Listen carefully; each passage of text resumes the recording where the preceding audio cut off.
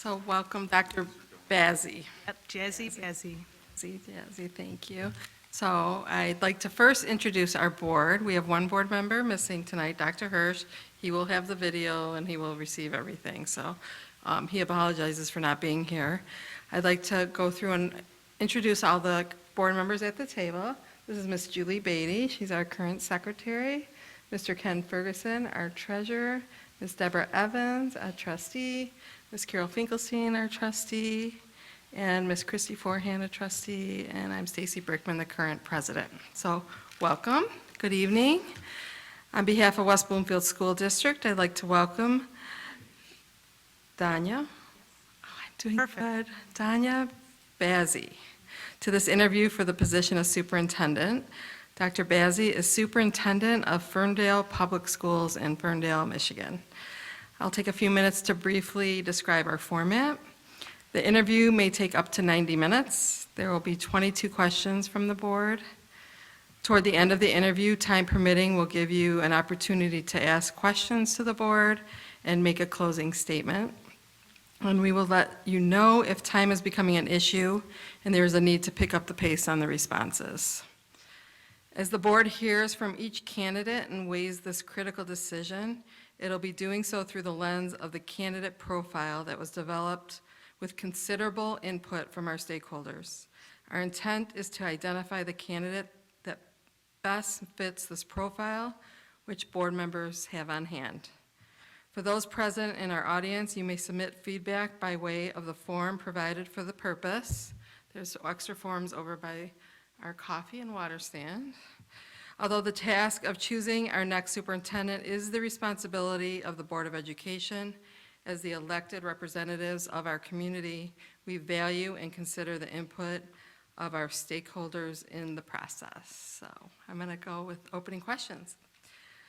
Dr. Bazzi, while we have had the opportunity to review your application materials, audience members have not. Please briefly review your background and share what causes you to be interested in this position at this point in your career. Well, thank you, and good evening to members of the Board of Education and audience members, including staff. My start was very simple. I grew up in Wayne, Michigan. I was a Wayne Memorial Zebra. My siblings, 4 siblings and myself, all graduated from Wayne Memorial. After that, when going through high school, I was very shy, very reserved, always a good student. School worked for me, in the traditional sense. So I thought, okay, college is next. That was the expectation in our home, but that was it. It was go on and get a degree and move on. So I went off to University of Michigan Dearborn, and my parents taught me just to go after your passion, and I loved math. I know it's not the topic of choice for most people, but I have a passion for mathematics. So I majored in mathematics. My parents supported me.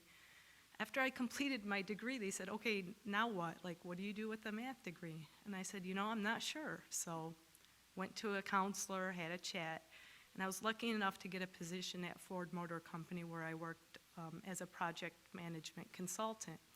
I did that for about 4 years and quickly realized that to be confined to a cube for 30 years just wasn't for me. So I went back, got my teaching degree, and started to teach high school math at John Glenn High School in Westland, Michigan. And that's really where my life changed. It was kind of haphazard, but I always followed what my passion was, which was mathematics. I love school. I love being in school. I love going to school. I love being a student. So I went on and did my Ph.D. at Wayne State University while teaching, and then had great opportunities, great mentors, great people who guided me. So after teaching, I then took a school improvement and data consultant position at Jackson ISD. And that really opened my world up to using data to inform instruction, and that data isn't judgmental, rather it guides us. So I did that, enjoyed it, and then was recruited by a superintendent to be the director of teaching and learning in terms of curriculum and instruction. And really, that was a great experience. It was in Hamilton, Michigan, which is south of Holland, very different than Southeast Michigan. but I loved it. We had fun. It was probably my best job because I didn't have any direct reports, and all we did was teaching and learning and focusing on students, so I really enjoyed that job. After a certain point, my superintendent at the time said, hey, there's Galesburg, Augusta. It's a small rural town.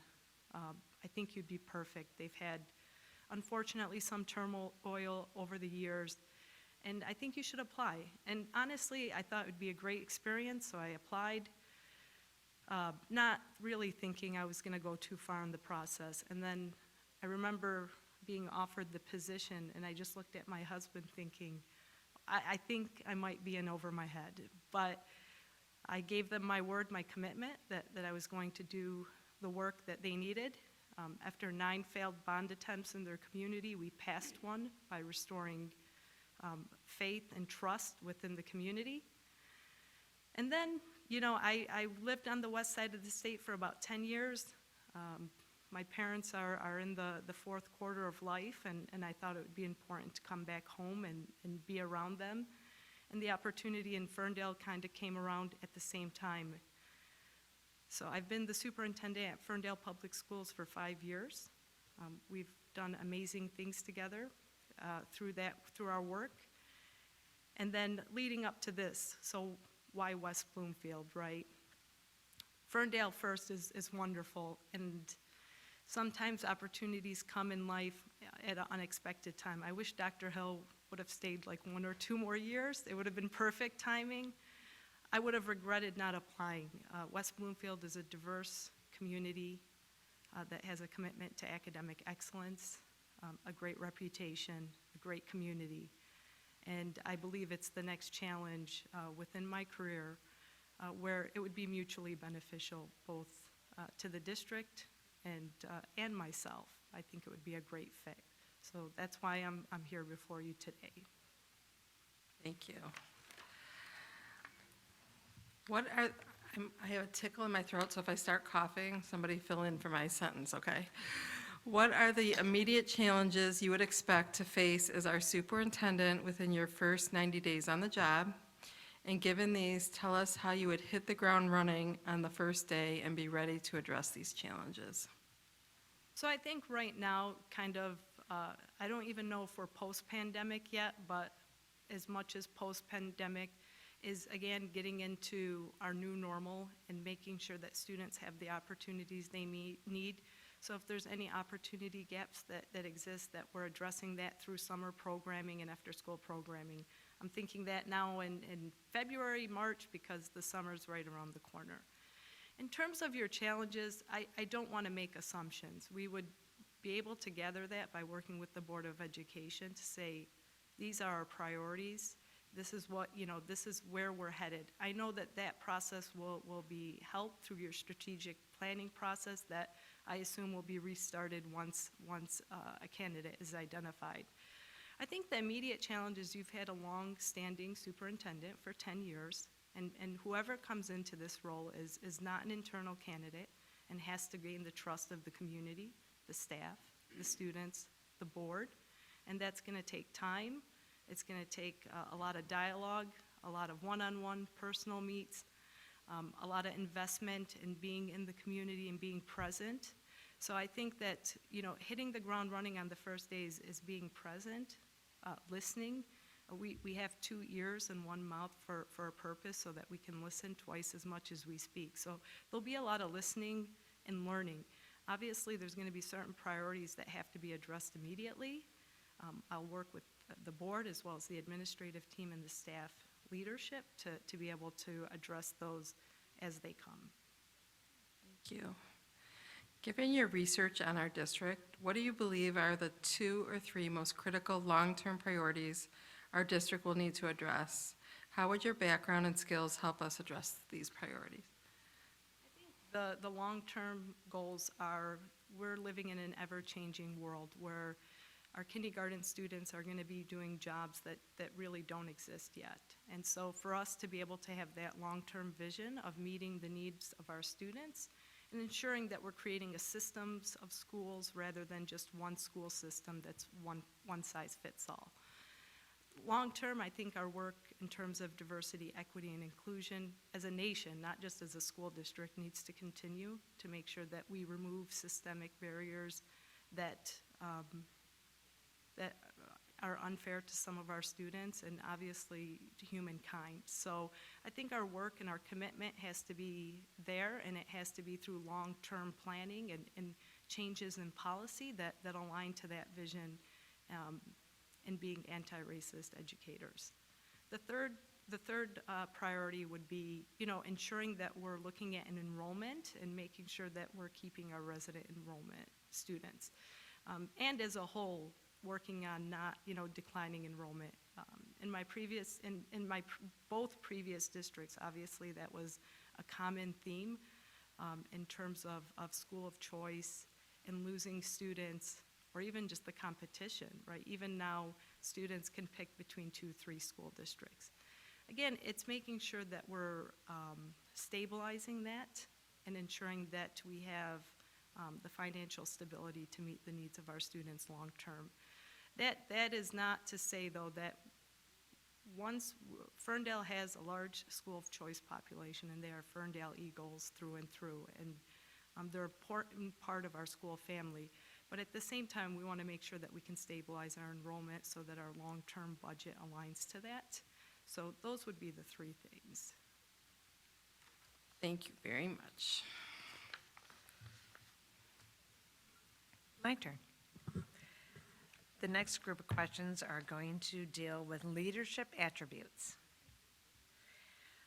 What is the most difficult situation you have had to deal with in your educational career, and how was it resolved?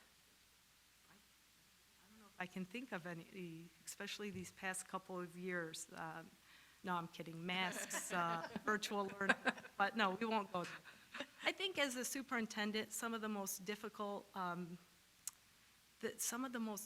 I'm going to be candid, some of the most difficult, and these are very few and far between, but they've happened.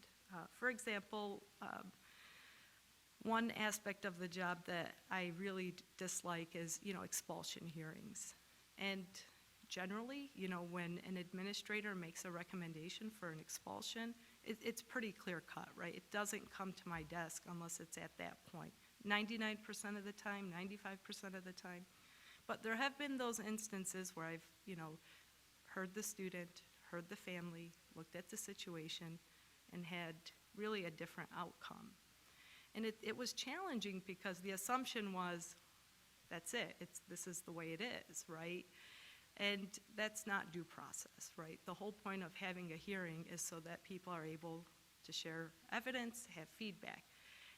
And that takes trust amongst your administrative staff as well to say this is the why. I've never had a principal who really took it to heart. I mean, we've seen kids graduate high school and we say the student learned from the mistake, there were consequences, but we approached it restorative in nature. Again, school safety is important, but again, there have been those few instances where it's just when you're dealing with students, you want to do everything you can to ensure they're successful. Thank you. What specific strategies have you employed to nurture and maintain relational trust with others in your organization? Relational trust is that you trust the people around you to do the things that they're set forth to do. With my administrative team, I always believe in what they're able to accomplish. I'm there to support them in any way. I think that relational trust is to allow people to take risks. I tell my staff, the crazier the idea, the better. I want you to think big. I always ask for those around me on my team to really dream big and really go outside the box. They know with me that sometimes, which they trust me, they do it to me all the time. I might have an idea and they'll just look at me and say, that's a terrible idea, terrible. And then we move on. And it really, that trust is to be open, honest, and to have dialogue. My team knows that I want them to be successful. I've had 2 people under me become superintendents because that's what they wanted to be. And my job as a leader is to ensure that those around me accomplish all that they set out to accomplish within their career aspirations. It benefits kids, it benefits the community when we are always striving to do great things as a team and really to empower your staff. I'm talking from every level within the organization. Empower them to do the job that you hired them to do and trust that they're gonna do it. They know with me that if there's an expectation for me to do something, they know it's going to be done. They trust that I said that this is gonna happen and that we're going to do this, and there's no doubt. And that's really important because if we don't do the things we say we're going to do, we lose that credibility with one another. Thank you. Tell us about the one or two most impactful things you have done to promote diversity, equity, and inclusion in your current position. Ferndale was very lucky to be awarded the Midwest Equity Plains and Assistance Center Innovative Award in 2019, kind of right before the onset of the pandemic. We've done a number of things really to promote DEI, and it really starts at the board level in terms of policy. One thing specifically is we took a look at our dress code and saw that it disproportionately impacted students of color, specifically females, and we noticed that the data just really showed a gap, right, in terms of who's being flagged for dress code. We revamped the dress code and implemented it. At first, there was, some idea of, well, we've always had this type of dress code, and now things are really they're gonna get out of hand. We saw that principals found it to be a great change after about 3 months. They said students were now in the classroom where they belonged, and there wasn't really an argument over if shorts are 2 inches above the knee or 3 inches above the knee. And so through our policy, we're making changes. I would say, though, the best thing that is coming is our curricular changes. We have courses such as social justice courses at our secondary and middle school level, high school and middle school level. Our curriculum, we are revamping our entire curriculum to make sure that accurate histories are being represented within that curriculum. We've also developed an equity audit tool so that when we walk into a classroom, there's certain things that we're looking for in the classroom. Is there a diverse classroom library? Are students represented within the environment of the classroom? Are staff greeting students as they enter the room? This audit tool allows the teacher, the principal to basically look for these things. The equity audit tool was developed by our equity task force, which is comprised of teachers, principals, our assistant superintendent of curriculum and instruction. We meet regularly, and we develop those tools that then get implemented at the building level. There's buy-in because there's teachers at every level helping us develop these and then helping obviously gain that buy-in at the building level. One of the best things, we actually presented this at our last board meeting, was this was 3 years of work. We finally saw that students of color gained more from fall to winter testing, which historically hasn't happened. So we've seen that we're being intentional with our MTSS process and our Tier 1 and Tier 2 support, and we're seeing our students thrive, and we're seeing that gap lessen.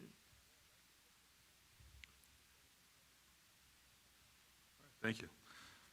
We're going to shift to district relations. Maintaining healthy relationships with school and community stakeholders is important to the Board of Education.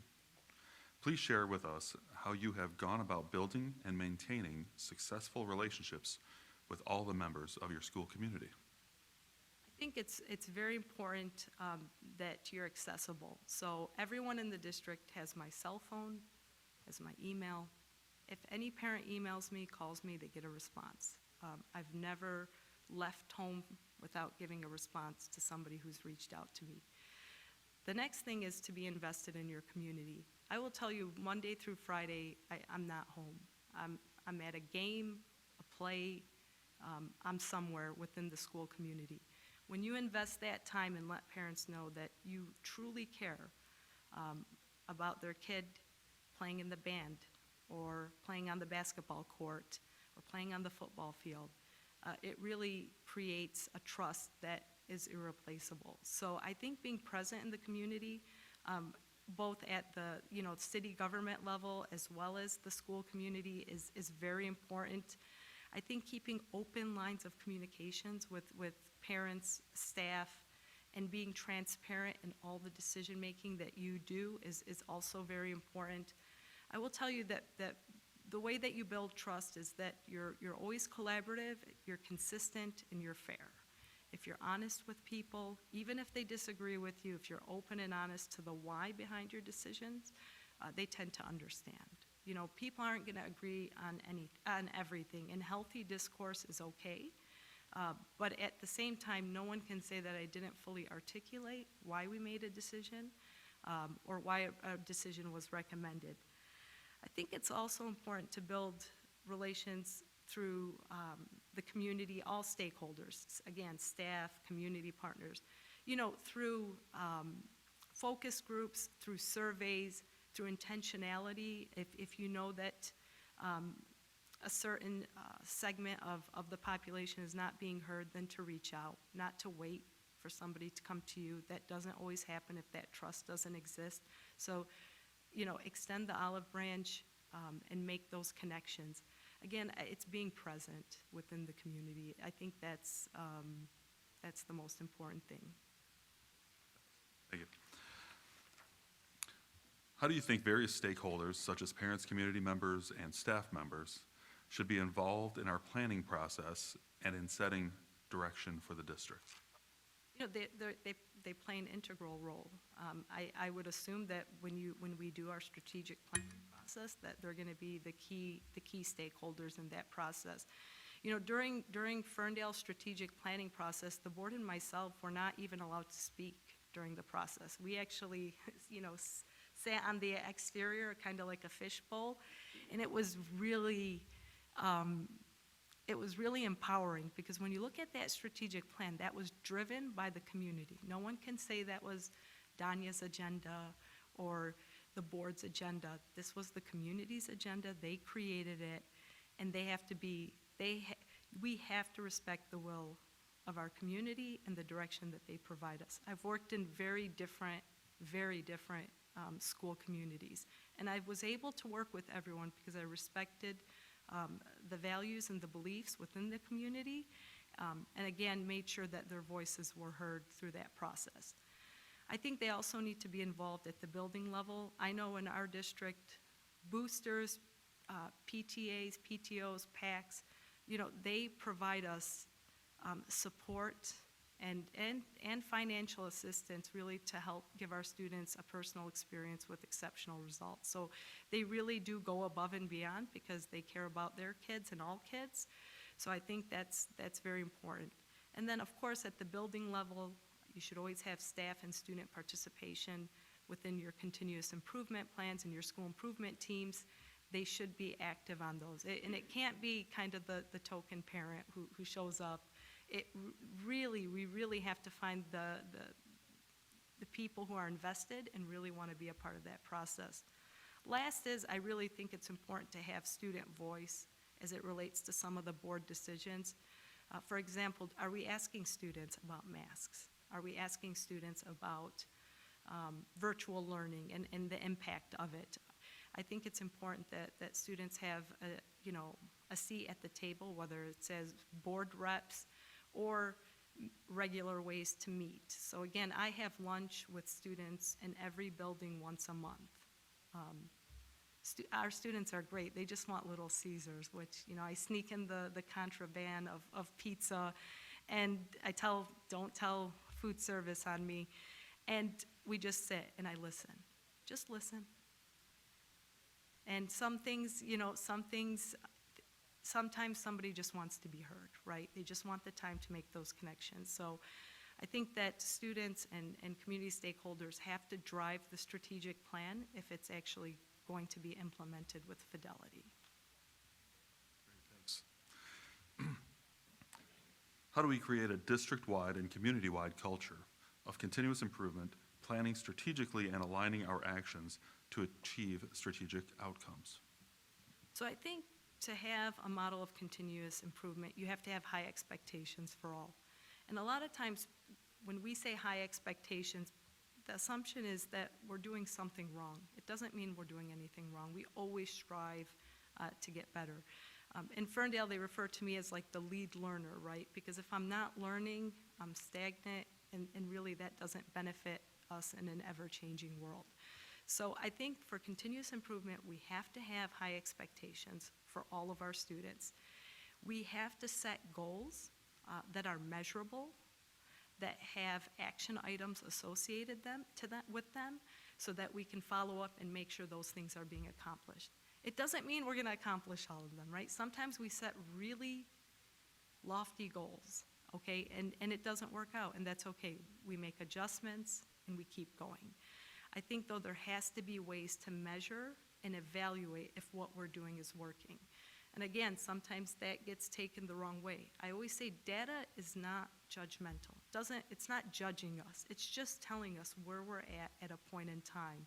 And for us then to make adjustments or to give us direction to where we're heading in the future. So I think it's very important to utilize that data to drive what we're doing. Continuous improvement means that we always believe that there's something more that we can do.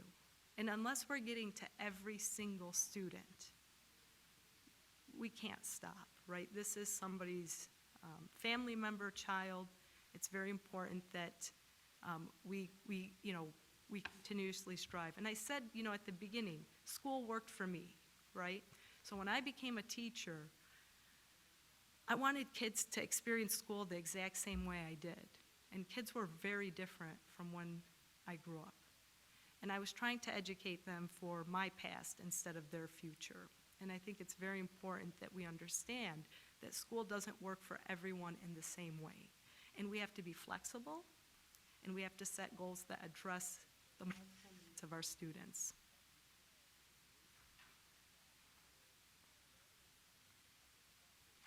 How do you plan to be highly visible and actively engaged in the district and community?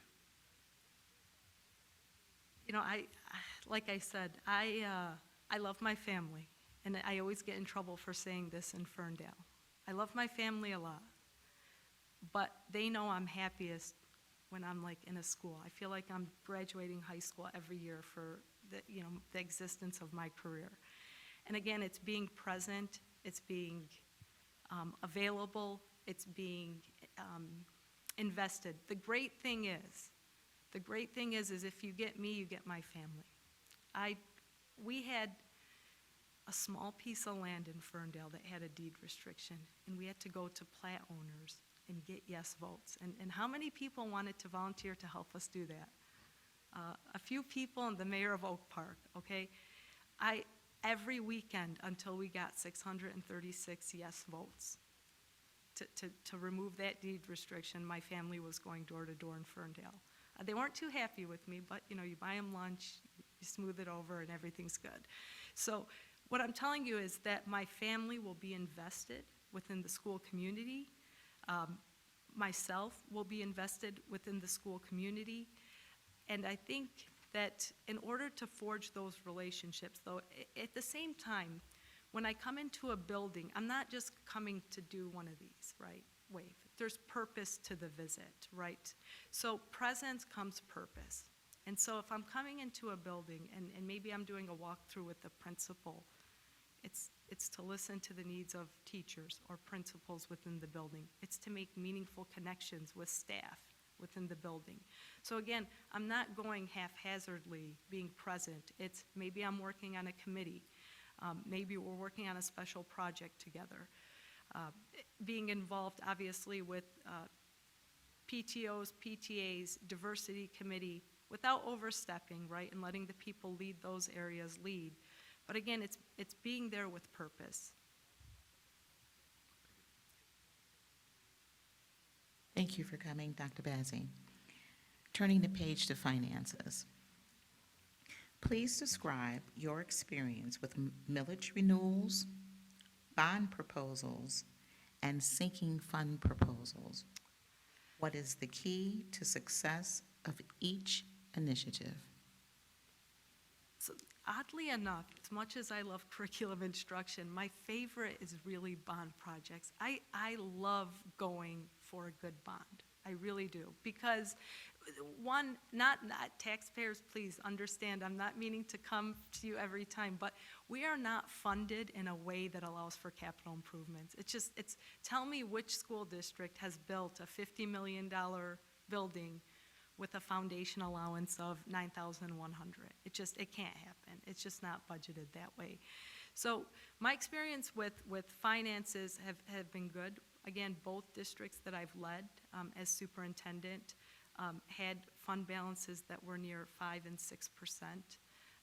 When I left Galesburg Augusta, they were over 17%. At Ferndale, we're sitting at about 20%, and I say that very quietly because we will spend that down. We're not a bank. But at the same time, being fiscally responsible in a very uncertain time is very important. In terms of bond, I mentioned in Galesburg Augusta, it was very difficult to get a bond project passed. We surveyed the community. We saw what were their priorities within the buildings. And when we put it on the ballot, we were successful because, again, we used the data to drive the bond projects. So again, we were giving obviously our advice of what we believed were essential needs within the building. In Ferndale, I'm gonna be honest, it's a little bit, the community is really supportive of sinking funds and bonds, so we have both a sinking fund, and we just passed in 2020 a $124 million 3-series bond. So we did pass it, though, at the highest it's ever passed, at 80%, and the highest in the state of Michigan. And I'll tell you again, it was because there was trust. Again, the community knows that we are going to be good stewards of their finances, and that we're gonna make sure that all of those as much money goes into the instructional and classroom environment and school safety to give our students the best environment that they deserve. So they trusted that, and they rewarded us with those bond projects. The hard part is facilities planning, right? You need to have a master facility plan that tells you this is our long-term vision for the district. The worst thing we can do as public educators is do some work and then undo it 2 years later or change direction 3 years later. And so we really want to make sure. I did notice your facility plan that was on your website that takes us out the next year and a half. I think it's very important that we do a really in-depth master facility assessment to make sure that our long-term planning, because eventually at some point the district will have to go for a bond or a renewal on the sinking fund. So to make sure that those things are aligned are really important. In terms of projects, we have really maximized our dollars in Ferndale by really taking time to design. We just broke ground on our new elementary, and I'll tell you, I sat in every design meeting, and it wasn't, I assure you, I have a great relationship with our director of operations. It wasn't a micromanagement issue, I really enjoyed it. Classroom design, but our principal was in most meetings. We had a teacher in most meetings as well. So the design process was really a team effort, and I think it's going to be a really special building once it's completed. Thank you. Please describe your experience with budget development and financial management, including making difficult budget cuts. So again, my budget process is very hands-on. When I came to both districts, the budget process was really just a rollover of the previous year's budget. And in meeting with my assistant sup of finance, I asked her if we could take a different approach to it, especially in Ferndale, because it's much bigger than the previous district I was in. And basically, I think it's important that when you develop a budget, you have a timeline that, again, enlists communities, stakeholders within that process. So every year for the budget cycle, I meet with every principal, every department head, and ask what are the building needs. So even principals then go to their leadership teams, their instructional lead teachers, and say, what are our needs in the building? They come with a budget proposal with estimated costs. Some have, hey, I want to swap this for that and change it up so I can align my funding, my funding for the building to our strategic plan or our continuous improvement plan. I think it's really important to have that dialogue. I will tell you, administrators have said they felt empowered, when they're able to make some choices about their budget, especially, we know that the slice of the pie is very small. In a typical budget, 90% is fixed cost. It's people, which is good because we're in the business of people. But there's really a small slither that we're able to really be creative with. So rather than rolling over the budget every year, we meet, we have those discussions, and we plan it out. Now, in terms of difficulty with finances, we know that school funding is unpredictable in Michigan. One year my budget's $39 million, and then the next year it's $44 million because we have these one-time funds. I think it's very important that we're cautious. These are not, especially during the COVID area, these are non-reoccurring funds, right? So they should be spent on one-time costs because there's no guarantee that that funding will continue. I will tell you, though, in making budget decisions, it needs to be a transparent process. It needs to be based on what's best for kids, so adult needs versus student needs. But we are a school family, and those are things that are difficult. But again, I think always planning, always think of how we can maximize our funding alleviates the need for kind of the surprise where we go to approve a budget in June and something is really crazy. And then we have to make drastic cuts. I've never had to do that in my career. We're always anticipating what could happen and making sure that we've planned option A, B, C for the board so that we can make those decisions. So again, planning and making sure that the budget, the key is when you really do have to make those cuts, because sometimes you do, right? And they're just a reality of public school education. You go back to your strategic plan and you go back to the budget. Is it aligned to it? Because sometimes the things we commit to, it's easy for us to say, well, we're just going to cut it because we're short. Again, these are the goals, right? These are really the non-negotiables, making sure that our budget is driven by our goals and that we're accomplishing those.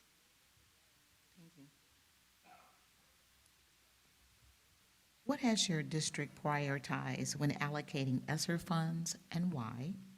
How would you prioritize the use of ESSER funds in West Bloomfield? So for us, ESSER funds, the real priority has been instructional support and technology within our buildings. We've lowered our class sizes at the elementary to where we're about averaging 21 per class. We've seen that that's had a positive impact within our classrooms. We've also invested in language, we call them LADAs, language arts teaching assistants, sorry, too many acronyms. And we've invested those at the K-1-2 level. A lot, of course, on PPE, a lot of investment on PPE and safety measures to keep our students healthy and safe.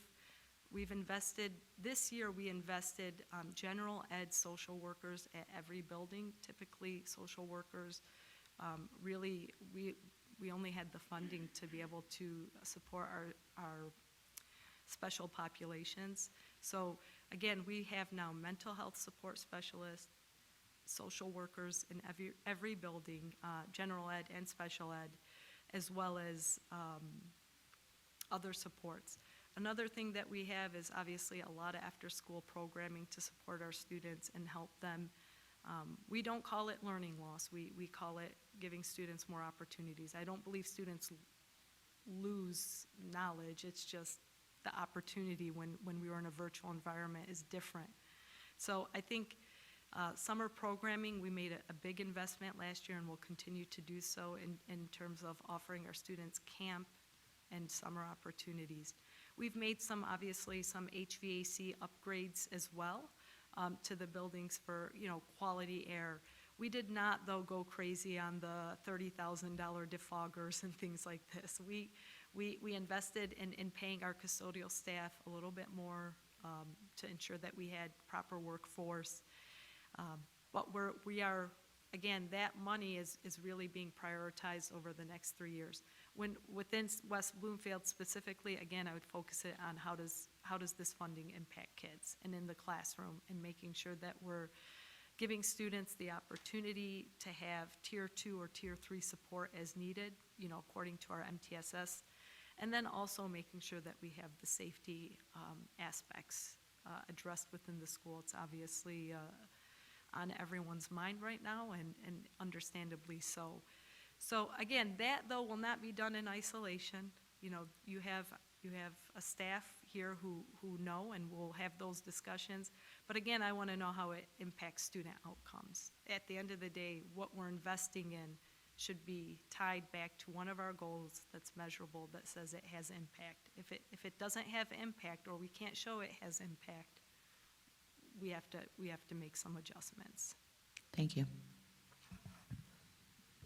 I'm going to switch gears a little bit now to curriculum and instruction. So what experience and success have you had with closing the achievement gaps for economically disadvantaged and minority students? So again, in Ferndale, we're about 63% economically disadvantaged. Our student population is roughly 65% students who identify as Black, about 35% students who identify as white. So obviously, as I alluded to earlier, the opportunity gap is something that we've been monitoring over the past few years. And this is, like I said, this is the first year that we've seen that gap narrow. It takes time. I wish it were quicker, but we had to put systems in place to address that. So how do we do that in any school district? It's, again, using benchmark assessments to drive student needs. So benchmark assessments, like, again, there's different ones, Acadience, iReady, NWEA, different types of assessments. SAT doesn't really help us. That's kind of like an autopsy. It's one test on one particular day. Again, classroom assessments have more bearing than an SAT in terms of helping us reduce that opportunity gap. So again, it's putting in an MTSS process in place with fidelity and making sure then we have the supports in place to help our students. So if we give NWEA math, right, it's not, okay, your score is 221, nice job. It's, okay, 221, this is the flow chart to help support that student hit their next growth target. So if the growth target is between winter and spring is 6 points, here are the things that we're going to put in place to help make that happen. Again, it's being intentional with the work and going student by student. So again, we should know what every student's plan is, student by student, on how we're going to address the achievement opportunity gap. I think having an MTSS process is important, and all that means is the support coming inside the classroom, right? Does the student need to be pulled out for more extensive support? In making those decisions on a case-by-case basis. Again, the data allows us to see that and implement that. So we've been able to do it because, again, we have high expectations for all of our students, but we're also meeting our learners where they're at and providing them the necessary supports along the way so that they're successful. And it's one kid at a time. So I myself and our curriculum coordinator for math do math club with Ferndale Middle School students. We meet twice a month. We do experiments, we do practice math, we do Khan Academy. The students from testing in the fall to the winter came ecstatic, like I grew 18 points. And it's from something as simple as like Khan Academy. It's not because me and because I put an egg through a glass bottle, as an experiment. It's not because of that. We made meaningful connections. We told the students we care about them. And it costs me, in a month, 3 hours a month to connect with kids. So I think it's important that every kid know we care about their academic success and that we're here to help them achieve their goals. Whether it's college, career, whatever their path is, we're here to support them and we're going to find a way for them to be happy, healthy, and successful while going to school with us. Thank you. Please give us examples of educational change or reform that you have initiated in your current or previous positions that have led to improvements in student learning. You know, I think in terms of educational reform, you know, COVID forced us, there's nothing good about COVID. So I'm not going to say the one good thing about, there's nothing good about it. But the one thing I think it did, and this gets back to your 4 C's, right, within the district, is that it taught us that math, trust me, math, English, science, social studies, all important. Meaningless when we're in a time of crisis, okay? And our social emotional curriculum at Ferndale really has been groundbreaking. And our previous assistant superintendent of curriculum instruction, that was her baby. Like, it was really important. And we made it clear that those skills that are often thought of as soft skills are the essential skills, right? Working at Ford Motor Company, nobody ever asked me, hey, Dania, can you do the quadratic formula for us? No one cared. No one cared that I could do a derivative. They asked me, could I work in teams? Could I be collaborative? Could I be a critical thinker? Can I be flexible? Can I be compassionate? Can I be empathetic? And again, those are important. Don't get me wrong. I mean, I have 2 children. I want them to go on to college. I have aspirations. I hope that they find their path. But at the same time, you know, social emotional curriculum, a lot of people think, they call them soft skills. And I really don't understand that, because they're essential skills. We cannot go through life without having those skills. So I think that curriculum really has been revolutionary within Ferndale. It's in K-12. We have 30 minutes a day at the high school that is focused on social emotional curriculum. And we've been recognized at the state level for that work. And we continue to grow it and focus on the whole child. Another area is our DEI work. Again, we have a steadfast commitment to ensuring equitable access and to breaking down systemic barriers that exist for our students, for all students, and making sure that they have access.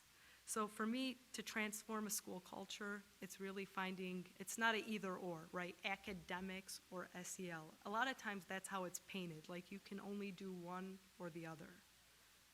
And that's not the case. And same thing with DEI work. A lot of times it's, well, if we do DEI work, then somebody's gonna miss out on something. And as people have said, this isn't pie, right? We don't get less of it if we ensure equal access for all.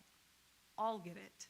And that's, I think, 2 things where our commitment to that has shown, and why the district has been successful over the past few years.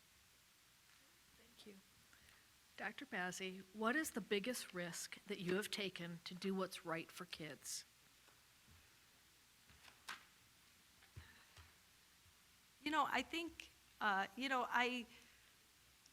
the board and myself are a governance team of 8, right? And there are times, I would love to say we agree on everything, and there's times that we don't.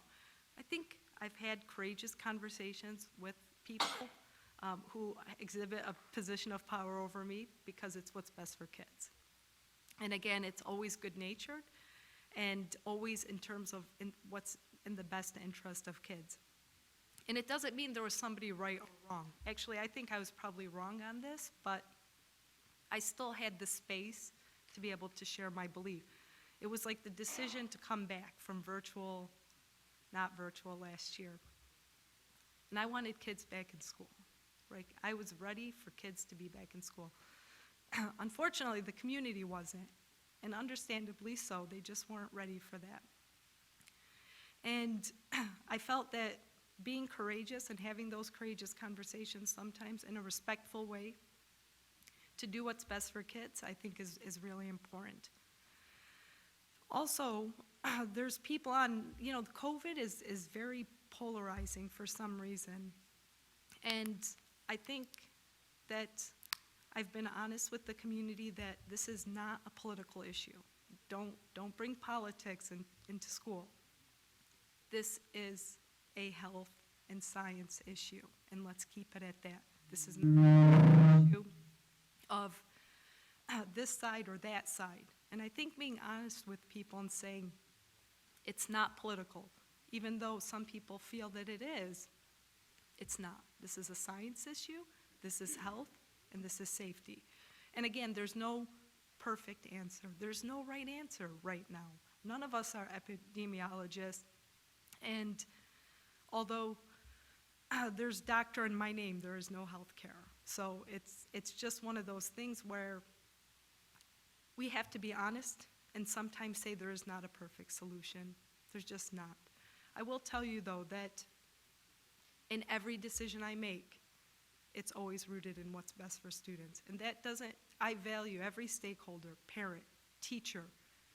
They will always have my undivided attention anytime they want. But we have to make decisions that are rooted in what's best for students. So when somebody comes to me and says, well, we can't do this because it's logistically too hard, that's an adult problem. We have to keep that as an adult problem, and we have to do what we need to do for our kids. So, you know, I think, again, when we say we're focusing on kids, the assumption is, well, then we're not focusing on someone else. Of course not. But that's student-centered decision-making will always be at the heart of my decision-making process. What has been the impact of the third grade reading law, and how will you help to ensure that our students are reading at grade level? I think it's really important to look at class sizes at the lower elementary and ensure that we have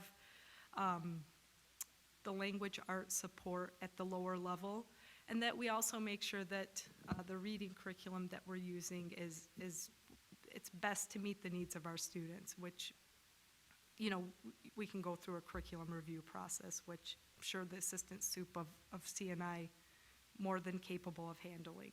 So I think it's important that we look at those grade levels.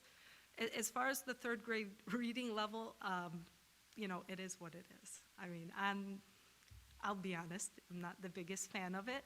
I think that there are appropriate times that retention might work, but the research is very clear. Retention doesn't work. And it actually can, in some cases, do more harm to a student. Now, if a parent and we assess a student through a child study process, say, no, this might be what's best for the student in this particular case, then we can investigate that. But in most cases, we find that we just need to work with the student with where they're at, and we'll catch them up. I think it's important that, again, we focus on the reading. We have to focus on phonemic awareness and best practices as it relates to literacy, and making sure that our MTSS process at K-3 is solid. But again, I would look at class sizes. I would look at the supports at the tier 2 and 3 level. Who are doing those pullouts? Again, sometimes it works better to do a reverse model where students who are above grade level are working with a para-educator, and then the teacher is working with the tier 2 and tier 3 students. Again, really assessing where the data is within a particular building. As we know, it can change from building to building, and creating a customized plan for that particular building to address the needs.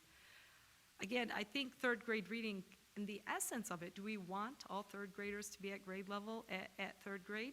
Sure, but that's a very industrial model of education. It's saying that everyone has to be at the same point because we're a factory that has an assembly line, and this is where you come out. That's just not the way it works. We've seen, I taught before at Schoolcraft College, and I had people who were 60 in my class, and I had students who were 18. And so to put an age on learning when we're all different and say it has to be this number at this particular point in time, I don't understand. Again, I'm not a politician, I'm an educator, so it's not for me to me, again, we meet our students where we're at, and we demonstrate growth within students. So if I have a student start with me in September, I expect that there's growth by the end of the year, right? Wherever they're at within that model. Okay, now it's my turn, and we're going to talk about staff and personnel. How would you interact with other administrators in our district? How would you strike a balance between giving them the support and autonomy they need to lead effectively while holding them accountable as appropriate and necessary? I think it's really important to have clear expectations, really, so that people don't have to guess what you want. Sometimes you're like, what do you want for dinner? Well, I don't know. No, say this is the expectation. This is what I would like, right? And I think it's really important that people know what your expectations are. It's so critical in terms of building trust. I'm pretty direct. Again, direct not in a not in a mean way, but direct so that people understand. I'm not going to circle around something. I'm going to be very direct in the expectations. One book I would recommend reading is Culturally Responsive Teaching by Zaretta Hammond.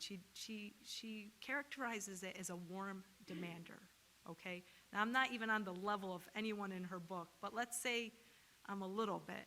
That's what people would characterize me, is that I have high expectations for the work that we do, that we will be held accountable, and again, in a coaching and mentor relationship, and that there will be clear expectations, and that we're going to do the things we say we're going to do. At the same time, I don't micromanage employees. It's far too big of a job for me to be the finance person, the facilities person, the communications person, the curriculum person. We won't be successful unless we empower our staff to do the things that we know they're capable of doing. They're capable of great things. So I've always, again, all great leaders surround themselves by really great people.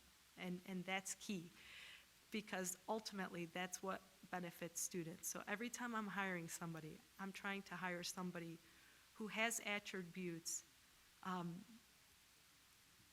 and sometimes where I have weaknesses, because then that will fill a gap. I don't want people who think like me, talk like me, act like me, because then we just have two of the same. And that doesn't help in terms of organizational diversity. I think it's important to meet regularly. I meet every 2 weeks with my cabinet, and basically we just have a running agenda. Certain things are reoccurring month to month, but again, it's a way just to open the lines of communication, ask them how their weeks are going, where do they need support.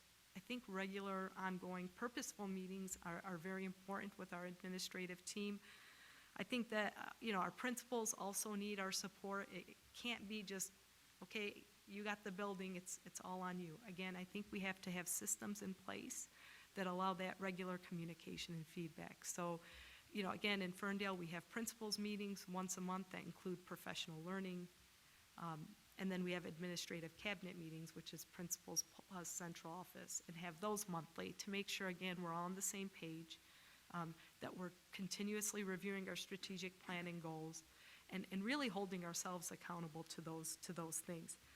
I would say, though, we always have to lead with kindness and empathy, and kindness is not weakness, right? We can still be kind to one another, but still hold high expectations of everyone. So you'll never hear me yelling. You're never going to see me get upset.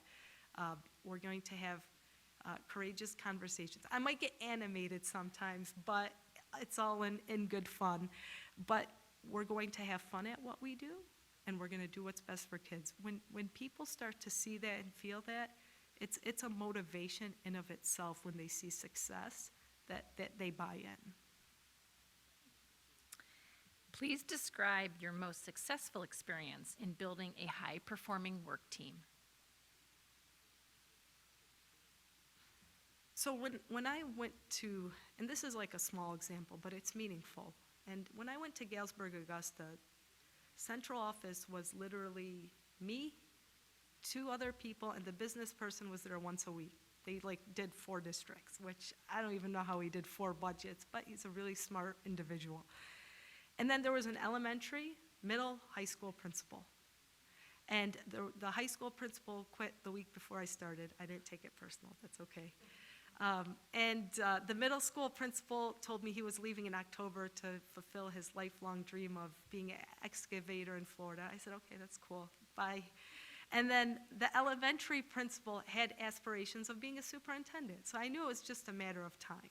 And so at that point, I had to hire one position directly, July 1, right when I started, had to interview and start that process. And then in October, the middle school principal. And you'd say, it's so small, it's easy. Okay, no, but there's nobody else. Like, there's literally, there's not a facilities person, it's just, you're kind of on your own. So after that happened, I hired two really great individuals. Actually, two administrators who were teachers. They had never even were principals, never. Had zero administrative experience. But you could see they had it. They had this drive for leadership.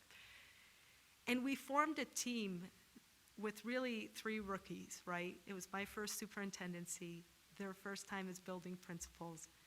And again, we centered all of our decision-making in doing what's best for students, being willing to have courageous conversations with staff, being willing to hold people accountable even when it was uncomfortable. So we became comfortable with being uncomfortable. But again, everything in a way that pointed towards growth. No one ever felt that they were being reprimanded or demeaned. It was, how do we get better for our students, improve our processes?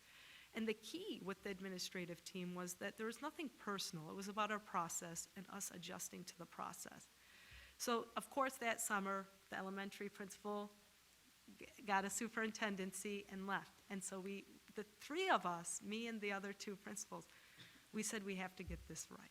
We have to get it right, and we did. And as a team, we went through, we interviewed, we had teachers, of course, we had community members, because in our community it was small, but it was there's only 3 administrators, so it was an important position. And working with them, honestly, was just fun, because we relied on one another so much, and we trusted each other so much. And we did that by being consistent, by being fair, by being transparent in what we did. So again, I say it as a small scale, but it's relative, because when I worked in Galesburg, Augusta, I submitted the Consolidated Grant app. I was setting up board meetings. I was getting snacks. Like, that's a district where you really have to roll up your sleeves and do everything. But honestly, I wouldn't have had it any other way. It's a different type of role, but it really humbles you and tells you, like, we have to do what we have to do to make sure that our students have the very best experience. Please describe your experience with labor relations and share your perspective on how to best approach bargaining in a collaborative manner. I think bargaining, obviously in Galesburg, Augusta, I had to do all of the bargaining. I will say this, when I started in Galesburg, Augusta, I started in July 2014. They had not had a contract for 3 school years. So at my opening welcome, everybody stood at the back of the auditorium, and I said, we're gonna get it done. And by December, we had a contract, okay? And it was, again, having a courageous conversation with the board. At that point, they were being asked to take a pay cut, and when I looked at the budget, I said, I don't see it. I think we can actually give a half a step at this point in the year, and then if things end well, you give the other half step. Every year at that point, we had a contract, and when I left there, we had a 2-year contract, which had been the first time that they ever had. We budget in a way that understands that these contracts have steps, right? So we kind of have to plan for them and be honest and know that that's a part of the contract. In Ferndale, we've had, I have a director of HR who, that's their primary function. Obviously, I provide guidance. The assistant soup of finance provides financial parameters. Obviously, I review those contracts and make sure that if there's things that are important to us, whether it impacts curriculum, whether it impacts facilities, are then hopefully, our voice is heard as they negotiate those contracts. We've always had a contract in Ferndale. Every year I've been there, we've had steps with percentages onto the scale. And we did that because we made that a priority. Obviously, we were a little bit behind in terms of where the county was, and we want to make sure that we're competitive. I think in terms of bargaining, you have to have good faith bargaining, right? And being honest and transparent with the numbers.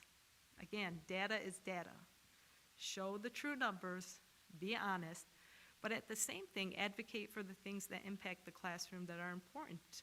And I think both sides then will want to meet in the middle on those particular things. So I think it's very important that there's an open and honest relationship as we bargain those contracts. Obviously, there's difficulty that sometimes comes with it when we're under financial distress.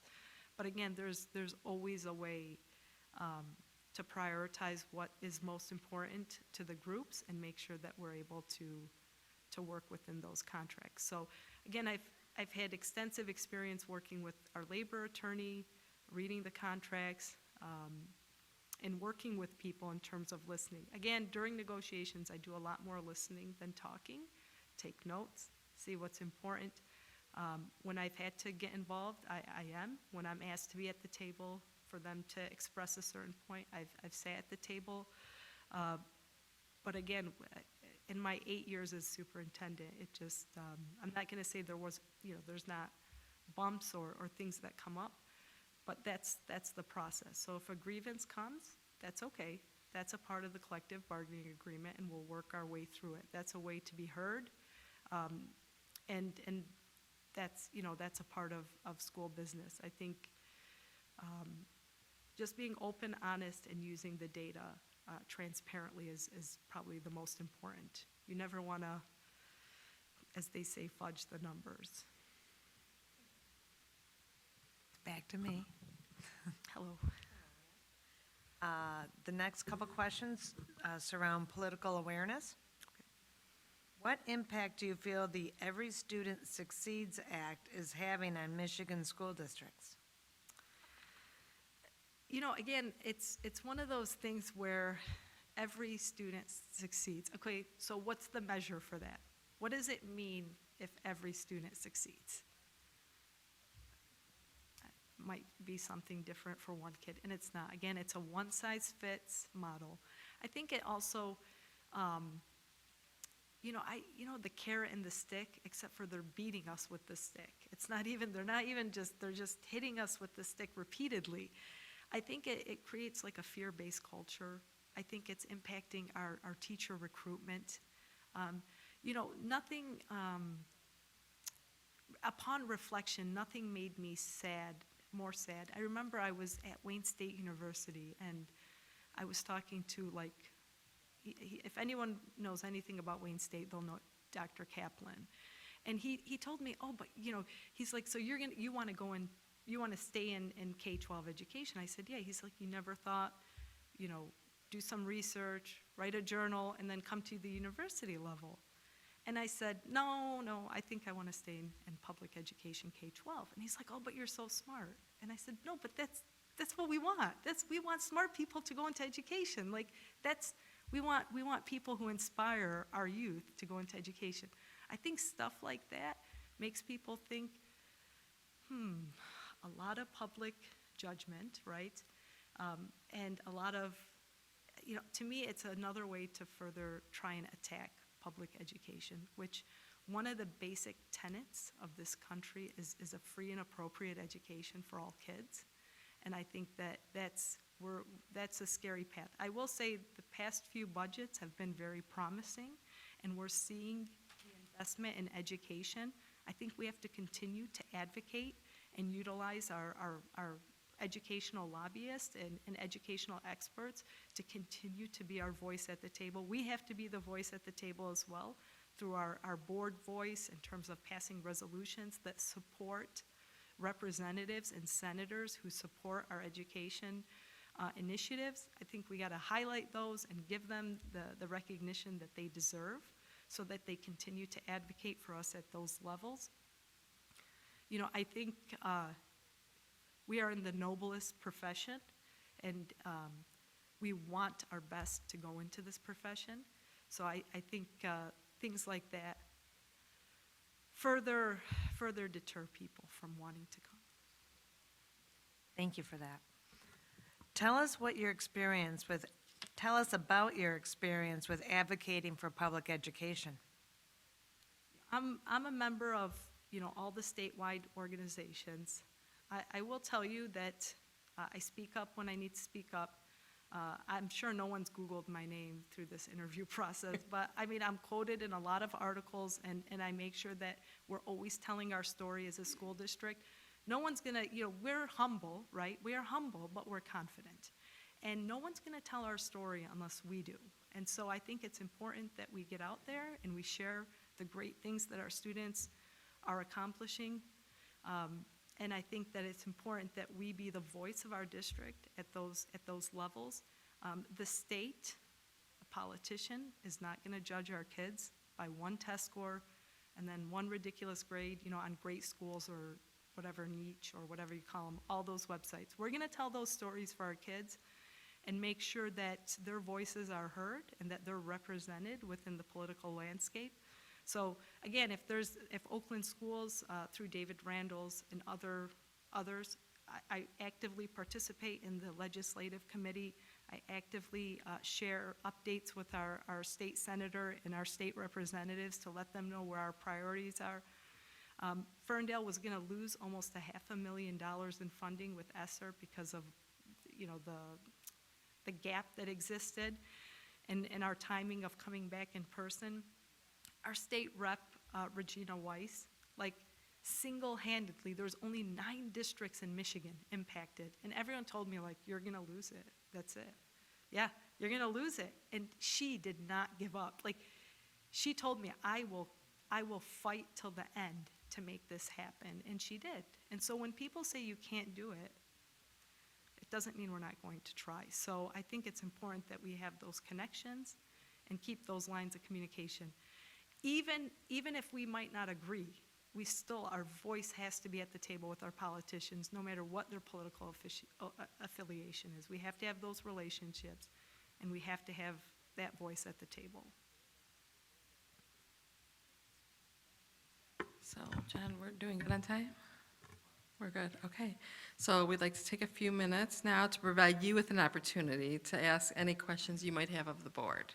All right, so I just have a couple, and of course they're like the cliche questions, but sincerely, I really want to know what are the priorities for the district, not tomorrow, not in a year, big picture, 5 years. What are some of the big picture priorities of the district? Does anyone want to take that? Anyone? Well, I will say that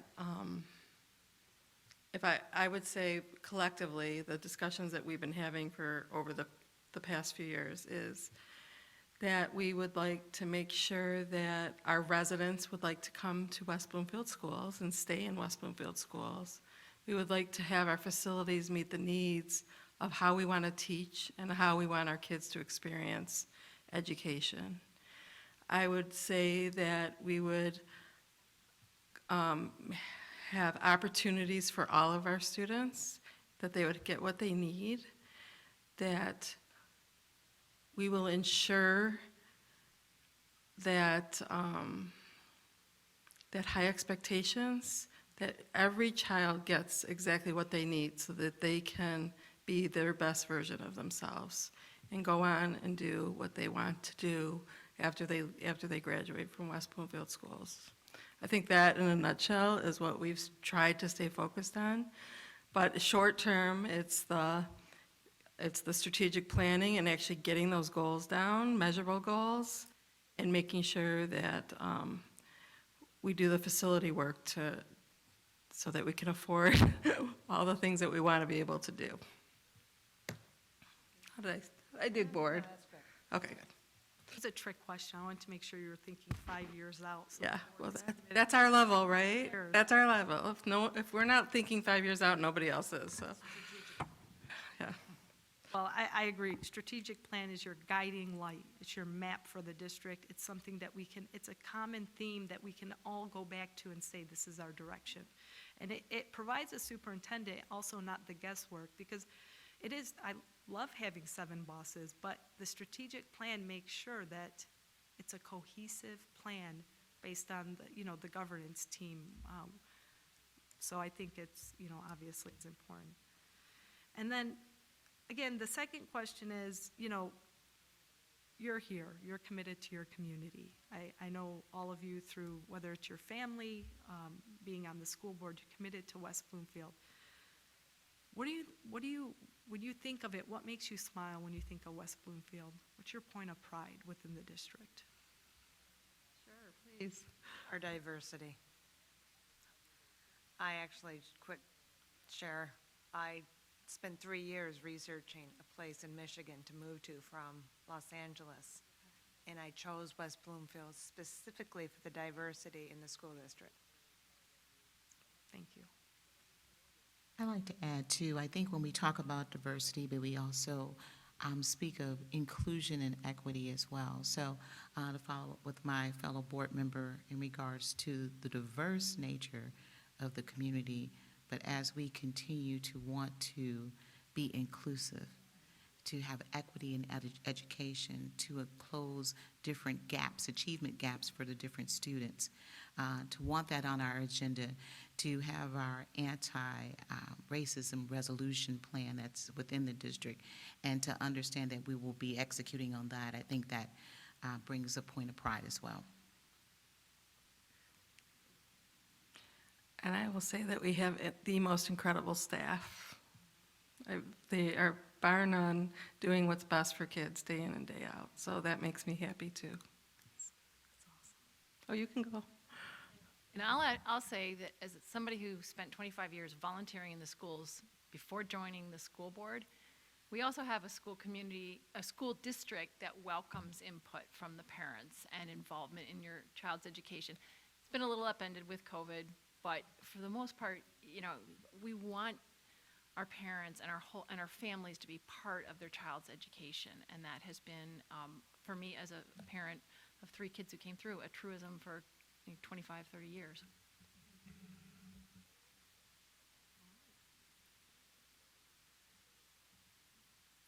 Those were really That's good it. questions. Yeah, the points of pride, the website has really all the information, and, I thank you really much. I do have, at the end of it, I shared with Mr. Silveri that I do have a packet that allows you to get to know me a little bit better about specific things that we've accomplished as a school family, as well as letters of references. And then also, specifically, we spoke to the 90-day plan, and that will give you a little bit of concrete that would be, that would be something that I would utilize in any 90 days as a new superintendent within a community. So is this where I do my? Yeah, if you have any last words. Last word. So what I will tell you is, the past couple of years have been unlike any in my entire career in education. And each year I say that, I'm like, wow, this was a crazy year. Nothing like March of 2020.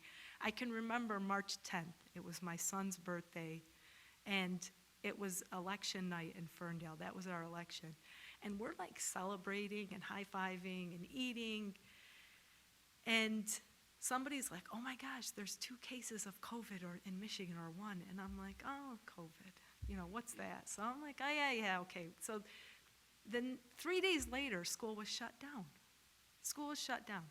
So to the boards, to the teachers, to the students, to the administrators, like, I have the deepest admiration and respect that we're here doing the work on behalf of our students in a time that was really difficult, but we have been providing our communities the steady leadership that they deserve, that we owe them, and that we're here for them, and we haven't changed our profession even in the craziness. To the people sitting in this room, and to the people in your school buildings, and to people in all school buildings who are committed to our kids, that's really, that's inspiring to make it through these past couple of years and still to have the excitement and the dedication. That's something that I will bring to the table. What you'll have from me is somebody who's visible, who's present, who's authentic, who's honest, who's trustworthy. I live by a very high ethical standard in terms of treating people with respect, kindness, love, compassion, and thinking big. As I told you, I've been very blessed in my life to have an incredible parents, siblings, husband, kids, who lift me up every single day and allow me to do the job that I do, to allow me not to be there for my kids, but if I'm not there, every one of my sisters and my nieces and nephews are there to root on my kids and make sure that they're also taken care of. That's what you'll get. You're going to get a community of educators and family who are committed to this district. One thing that I'll leave you with is, as I said, people have always encouraged me to dream big for myself. As a student, as a Wayne Memorial Zebra, and yes, we were proud to be zebras, I never thought that I'd be sitting in West Bloomfield applying for a superintendent position or being in Ferndale. I never thought that those opportunities would exist for me.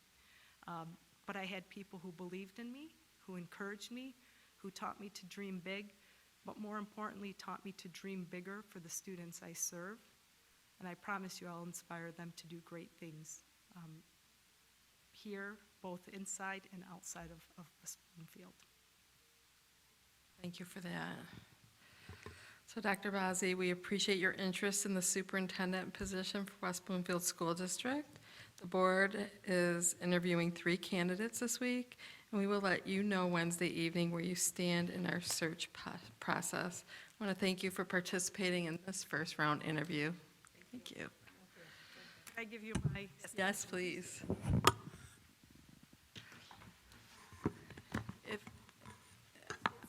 If anyone wants to make a public comment, Ms. Hughey has public comment cards, and if you have feedback forms, Mrs. Hughey will take the feedback forms.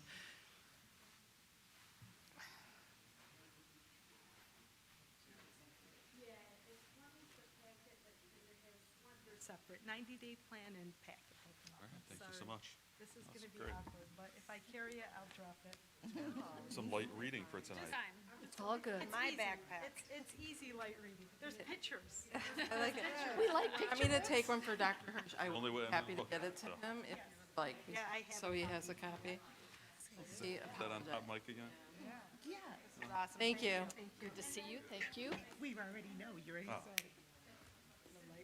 Cynthia, Is our. she's our EA. If she doesn't like me, then it doesn't, it won't. Oh, she's retiring, though. So, oh, She is. Still like it. She'll still like you.